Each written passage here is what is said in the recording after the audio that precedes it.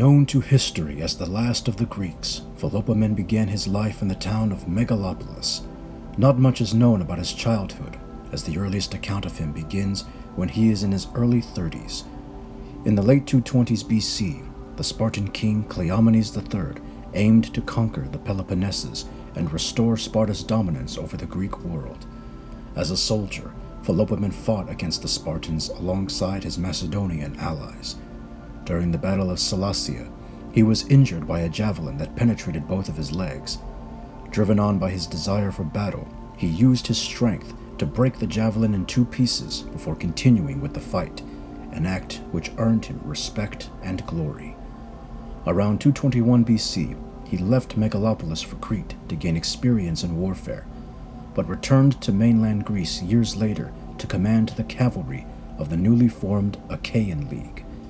Over the next 25 years, his reputation would grow, with one-on-one victories over foreign commanders and several promotions to chief strategos of the Achaean League. According to Plutarch, the mere presence of Philopoemen inspired terror into his enemies and roused the courage of the Achaeans.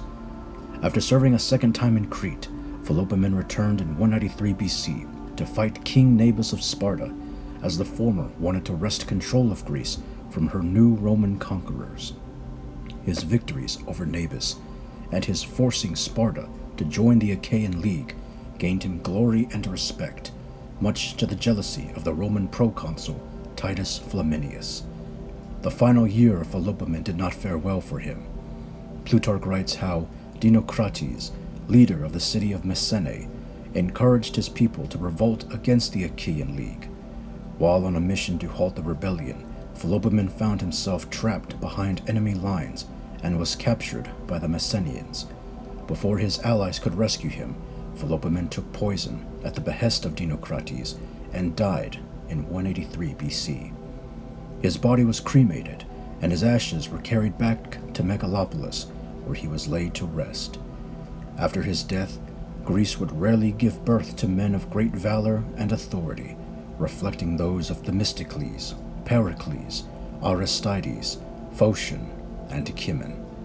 And now we shall turn our attention to his Roman counterpart.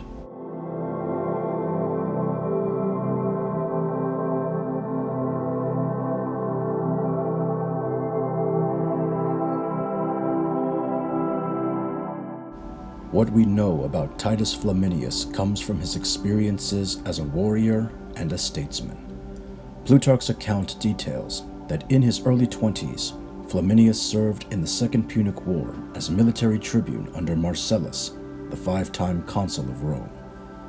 He later served as governor of the city of Tarentum, a position which propelled him to seek the consulship, despite surpassing the normal succession of the cursus honorum. After becoming consul in 198 BC at just 30 years of age, Flaminius set out to finish the Second Macedonian War by dealing with King Philip V properly.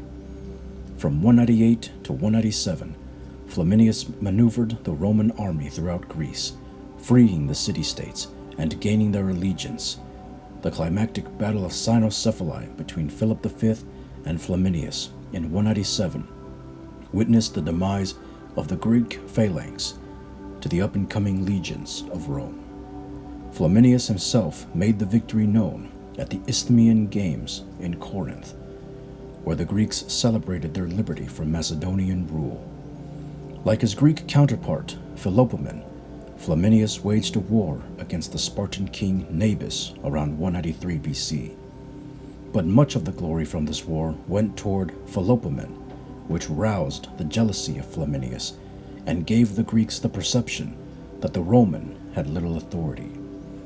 When Antiochus III of the Seleucid Empire aimed to expand westward into Greece, many of the freed city-states turned against Rome. The Battle of Thermopylae in 191 would quickly put an end to the westward vision of Antiochus. Returning to Rome around 189 BC, Flaminius was elected censor and entered a family feud with Cato the Elder that lasted several years. Plutarch also notes that Flaminius incurred the scorn of the Romans on account of his willingness to pursue the former Carthaginian general Hannibal, who was no longer a threat to Rome. After these actions, nothing else is known of Flamininus other than the historian's speculation that he passed away peacefully. It is suggested that he died in 174 BC at only 55 years of age, leaving behind a small but stable family to carry on his name.